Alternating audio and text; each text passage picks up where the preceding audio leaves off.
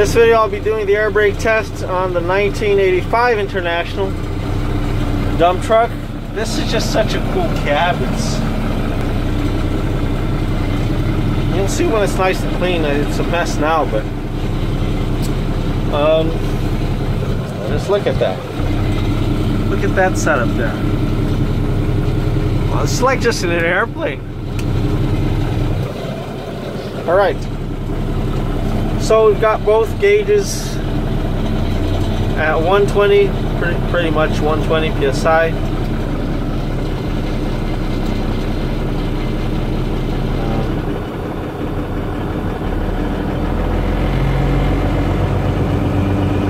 We are losing some pressure from the broken piece of crap plastic here on this valve, on the safety valve. So this test's not going to be 100% accurate, but at least it'll be realistic to the situation of the truck now. I don't think this is a major leak, but I will fix it. But it's nothing to be worried about. There's always a little bit of leakage in the trucks. These trucks, like if you put air in it, it's not going to stay there for a whole week. Not even in newer trucks. Or a month, you know. It's I think the International would have air. The air would stay for about 3 days, I think, on one of the tanks. The other one would leak a bit more. Anyways, let's go and check this out here. Again, these are the same gauges that were originally in the International. The other truck. In the other truck, I should start talking like a truck. In the other truck, but it ain't any good. So it's not. They're not accurate. They're pretty crappy, and they don't have the increments. I like the increments. But anyways, let's get this test on the road. Let's see what happens here. I'm just gonna count out loud once. When I step on the brakes. Okay, oh yeah, one more thing, by the way. So I've got the fan on, which uses a little bit of air, so theoretically could be leaking from the fan. Off or on, the fan is on.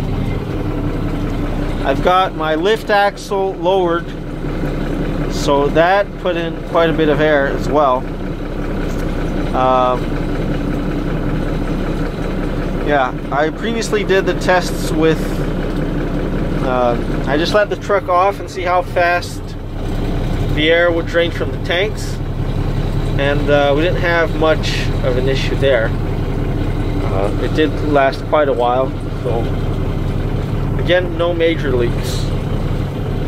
Alright.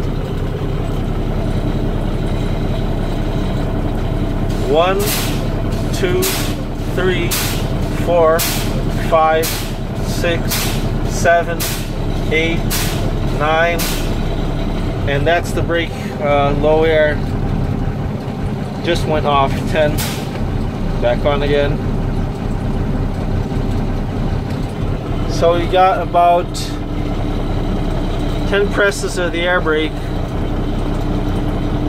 before we've got low air. Again, that's not a lot. If I'm going down a very steep hill, I mean, if I hold on to the brakes, like, it won't come on. I won't lose pressure. So theoretically, if I'm going down the hill, I step and hold the brakes, right? I do have the engine brake as well, but that's why I had my, if you watched my other video, I had the can of Lucas, that bottle of Lucas anti-gel, and apparently those pliers holding the brakes down. If one of the air brake units is leaking, then when you hold the brakes, then it's going to leak, because the brakes are applied, so there's air pressure going to the air brake unit. Normally it just pushes the rubber, but you don't lose any air. But if there is an air leak, then it will constantly lose air. Whereas if you're not pressing on the brakes, the there's not air going to it anyway, so there's no way you can determine if there is an air leak. So basically you have to step and hold the air brakes, hold the pedal to determine if there is a leak from the air brake chambers, and the air brake lines for that matter as well, depending on which one it is. So let's, this thing goes, it gains pressure sluggishly compared to the International. I'm going to rev it up here. Let's see how fast it gets to 120 again.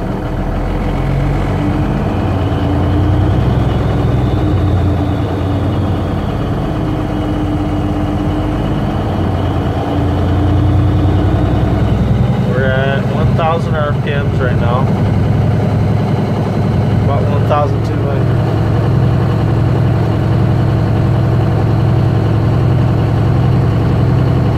Probably pause the video, but just bear with me here.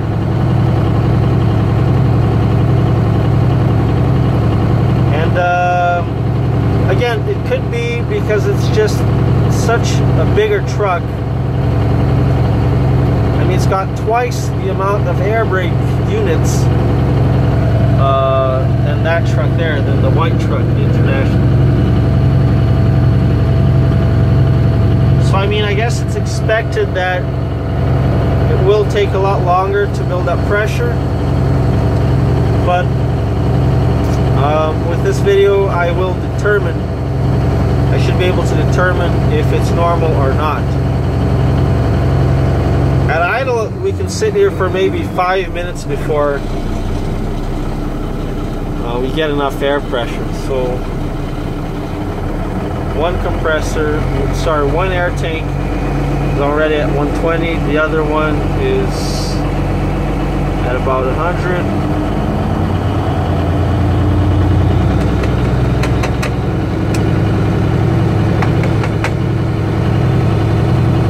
It's getting there. By the way, the brakes, the safety brakes are off.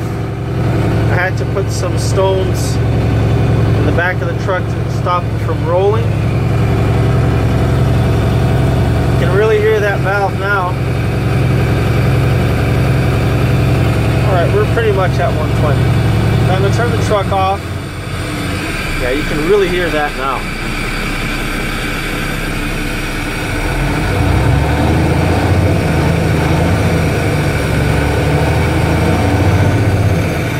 Just listen to that engine. So if I actually apply it, it will diminish, but alright, with the truck off, let's see how many presses I have.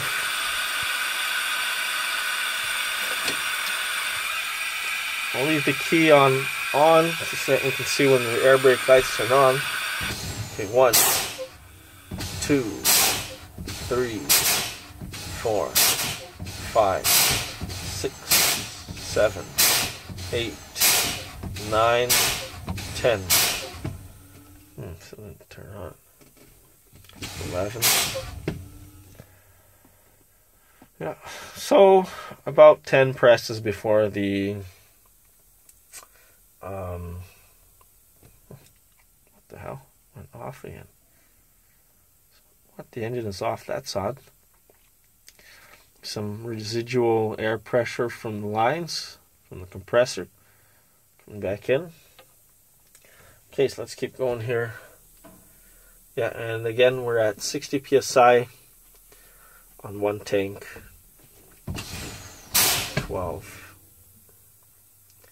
And about 80 psi on the other. Again, like these gauges, they're not accurate at all.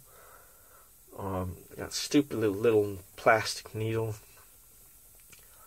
I don't really trust them, but at this point, the low air light is definitely on. I've got about 13 or 10, average 10 pushes. Let's keep going here to see when the parking valve will come on. 15, 16, 17, 18, 19, 20, 1, 2,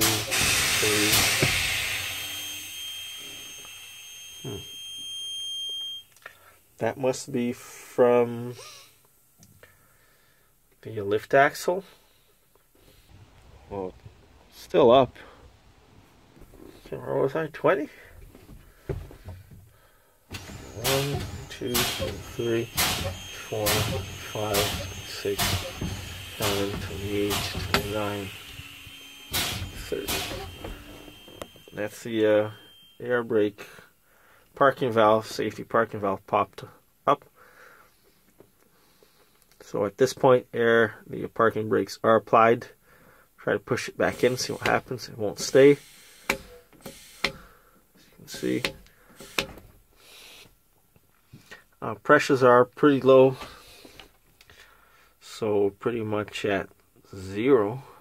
Let's say 10 psi in one air tank, and still 30 psi on the other one. So those pretty much just come on when the tanks are pretty much empty, I'd say. At least the valve anyways, the brakes are probably applied a long time ago.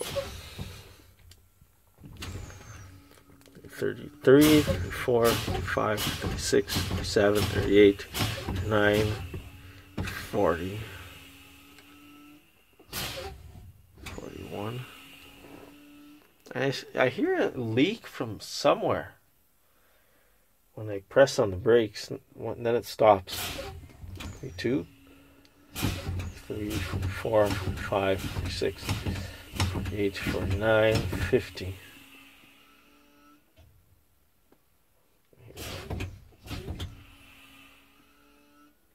It's not like it's coming from the compressor. So we're pretty much empty on both tanks at this point. There's a little bit of residual air left here. So that's pretty much the same. If you watch my other air brake test video on that truck, we got pretty much the same amount of presses until the tank was completely empty, about 50. So that kind of tells me that the air tanks on that truck are have pretty much the same capacity as the air tanks on this truck, which is very strange. I think that this truck having literally twice the number of air brake units as that truck would have bigger air tanks. So that's very strange. Yeah, that truck's got 2 in the front, and then so basically 2 for each axle. So 2, 4. That one's got 4 air brake units. 2 are normal, and then 2 have the safety spring inside them. The dump truck here has got 2, 4, 6 that are normal. So 2 in the front, 2 in the lift axle, then 2 in the rear axle, and those are all simple. We call them simple. You can only apply it. There's no safety spring inside them. And so it's got 6 of those, and then plus 2 parking brake units, the bigger units with the air spring, in that you cannot disassemble unless you really know what you're doing, because that spring will it's like a car spring, it'll just fly at you if you try to disassemble. Very dangerous. Could be very dangerous if you don't know what you're doing. So 8 in total. We're pretty much the same capacity air tank. Pretty much this test is, again, pretty much the same as what we had, as the results are very, very similar to what we got in the white truck, except this here takes a lot longer to fill up. At least that's what I feel like. I mean, we'd have to time it and check the time, but it does look like from 0. Maybe I should do a separate video on that. Well, just this would be a boring video. Just time it and see how long each truck takes to fill up. Now I think that the lift axle is still down, still pressurized, because I believe it's got a separate air tank for it. And basically that's so that, imagine your brakes are almost at the low. So let's say we're at like 70 psi. So if I were to press on the brakes one more time, the low air light would come on, and then I flip the switch to lower the axle. All of a sudden I lose a hell of a lot of pressure and air, so the brakes would engage pretty much instantly, and that would be really bad. So basically you'd be slamming on the brakes because you just stole air from the brake system and gave it to the lift axle. I think, and I am correct. There we go. Lift axle is still lower and full of air.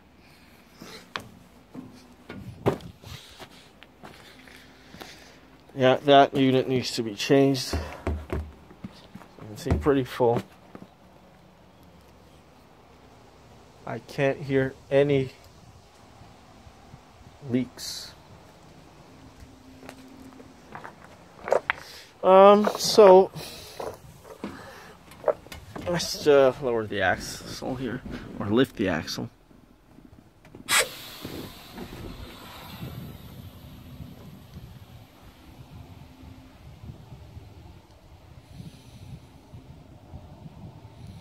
It's kind of slow to come back up. If it was on the road, you'd have some force against the wheels, but here you don't have any. It does take a while for it to come back up. But there's no more air. Those units. Since we're on this video, I wonder how many pumps I have of the axle. So it looks like just one for the axle.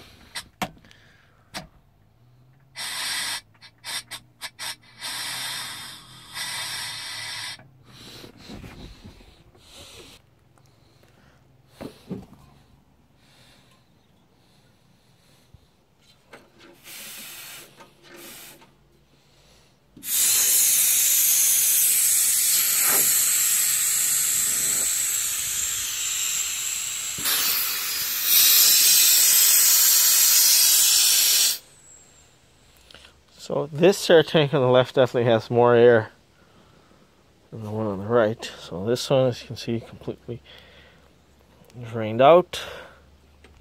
And I actually opened it before that one.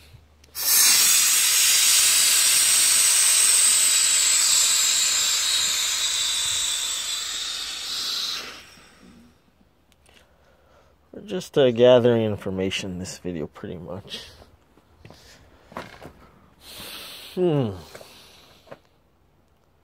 That's not really good. Like, this thing is going to kick back at some point. Maybe because it's too low. Yeah, that's a problem. Gotta be careful here. Yeah, normally it doesn't lower this much. But anyways, I think I'm going to end the video here.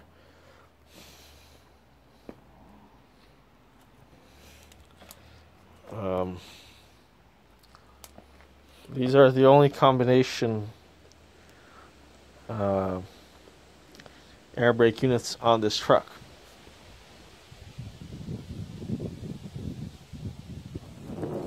Show you real quick. I replaced that one. It was damaged. It wasn't an easy job. I mean, it was fairly easy, but I had to disassemble this unit. And this one is safe to disassemble. It's only got one pipe going to it, and it's a lot narrower.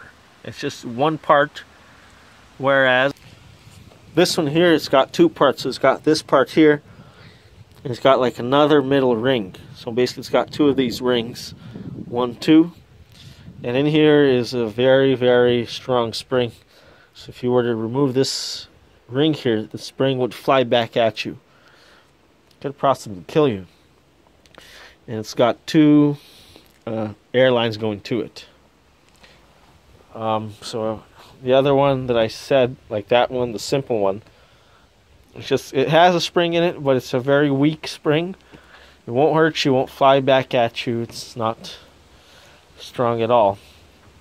Now that one, you can disassemble. Alright, I think we're going to end the video here. So we'll have to do some investigation, see if the results that I gathered are normal. We'll also have to time, let's see how long the white truck, you see, like, since they're the same trucks, same year, this one has, I'd say these tanks are bigger, but it took pretty much the same number of 50, to be exact, 50 pumps to drain both of them. So for this truck and that truck. So that kind of indicates that they both have the same amount of air in. Or I mean, this truck could use more air on the pedal.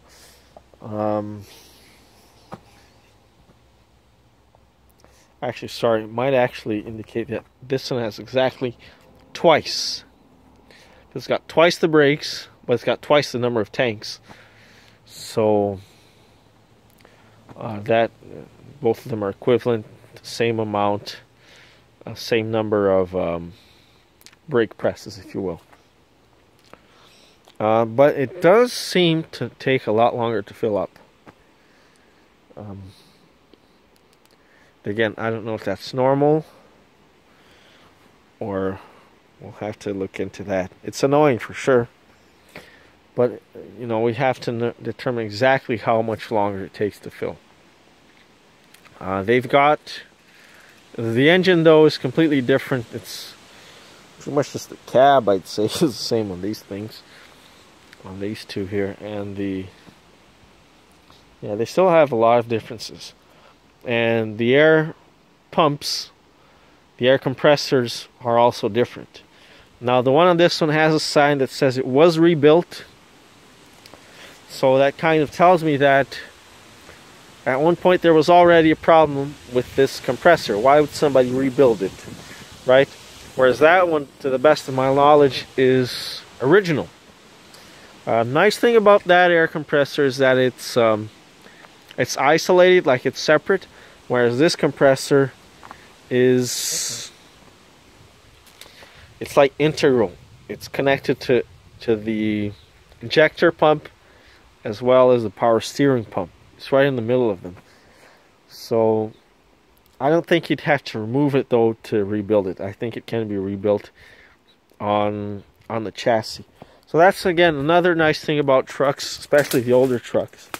Well, nowadays they're coming out with all sorts of crap, but they used to be designed to be easily repaired.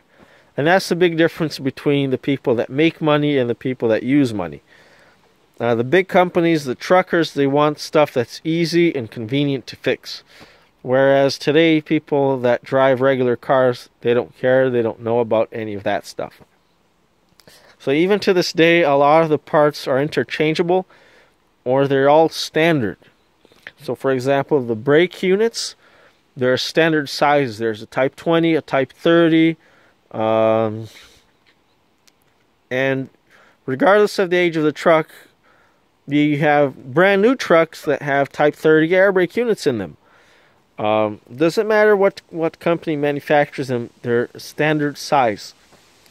The only thing that I know that is like that on cars was the U-joints, but nowadays they're front wheel drive, they don't have the U-joints anyways. So, but the universal joints for cars used to, all makes and models used to have,